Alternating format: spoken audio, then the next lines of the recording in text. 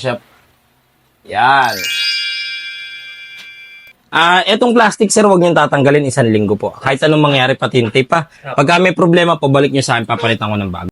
Ayun po, nakita niyo, masaya na po si sir kasi nagawa. Biruin niyo, galing Pangasinan, hindi nagawa, dinala niya sa Maynila, hindi rin nagawa kasi nga, ang talaga, touch IC na yun kasi nakailang LCD na. Pero dahil nga po meron akong supplier na gumagana po yung LCD, na-testing ko po at gumana. Pangatlong ganun na po yung nangyari. Magkakaibang customer. Kaya sa mga customer ko po, inaanyayahan ko po kayong i-like, i-share yung mga videos ko tsaka yung mga post ko para at least yung mga mamamonetize natin na kita, ipaparapol natin sa mga customer, sa mga followers tsaka sa mga top sharer natin. Kaya lahat po kayo makikinabang. Kumikita na po ang aking personal account, kaya doon nyo na po ako i-kontakin para mas maganda yung kitaan. Sa inyo rin naman po mapupunta. Yun lang po. Maraming salamat po. God bless.